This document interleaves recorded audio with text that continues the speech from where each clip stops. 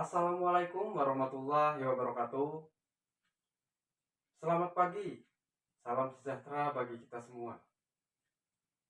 Yang terhormat, tutor mata kuliah Public Speaking Universitas Terbuka, Ibu Novita Dwi Wulandari, MA. Serta rekan-rekan mahasiswa yang saya banggakan. Pertama-tama, marilah kita panjatkan puji syukur kehadiran Allah Subhanahu wa Ta'ala, di mana pada pagi ini kita bisa berkumpul dalam keadaan sehat walafiat. Hadirin yang saya hormati, pernahkah Anda membayangkan bahwa satu klik share atau satu komentar singkat yang kita ketik dalam keadaan emosional bisa merubah jalan hidup seseorang termasuk diri kita selamanya? Kenapa? Karena kita hidup di zaman di mana jempol kita bisa lebih tajam daripada lisan kita.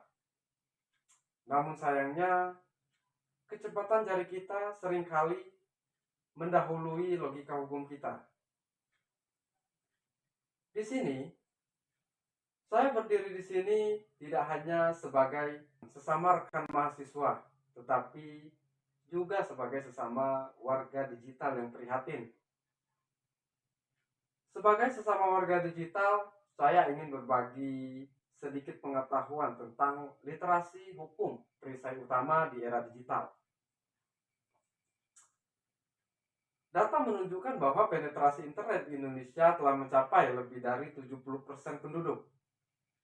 Namun, di balik kemudahan konektivitas ini, terdapat jurang yang dalam bernama ketidaktahuan hukum.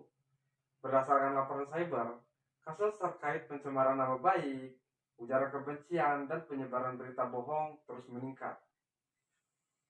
Banyak orang terjebak dalam masalah hukum bukan karena mereka berniat jahat, melainkan karena mereka merasa bebas tanpa batas. Dalam ilmu hukum kita mengenal asas atau adigium, ignorantia juris non excusat. Ketidaktahuan hukum bukan suatu alasan. Jadi, di saat seseorang melanggar, tetap dinilai bersalah meskipun dia tidak tahu aturan tersebut. Ketika kita masuk ke ranah publik digital di negara kita telah diatur melalui Undang-Undang ITE, hadir sebagai alat pengatur untuk warga digital berinteraksi di dunia maya. Jadi Undang-Undang ITE ini bukan sebagai alat pembungkam. Sebagai mahasiswa, kita adalah kelompok yang paling rentan sekaligus paling berpotensi. Kita sering terjebak dalam perdebatan panas di kolom komentar. Namun kita harus ingat bahwa kebebasan berekspresi bukanlah kebebasan untuk menghina. Kita harus mampu membedakan mana kritik yang membangun dan mana delik hukum yang menyerang kehormatan orang lain. Integritas kita sebagai akademisi maupun sebagai mahasiswa hukum harus tercermin dalam bagaimana kita berselancar di dunia maya. Saya ingin mengajak rekan-rekan semua untuk menerapkan prinsip saring sebelum sharing. Jangan biarkan teknologi yang canggih ini justru menjerat kita dalam persoalan hukum yang sia-sia. Mari kita jadikan media sosial sebagai ruang intelektual yang sehat. Ingatlah, jejak digital bersifat abadi dan hukum tetap mengawasi meski kita merasa tersembunyi di balik layar. Jadilah generasi yang tidak hanya cerdas teknologi, tetapi juga cerdas secara hukum. Demikian yang dapat saya sampaikan.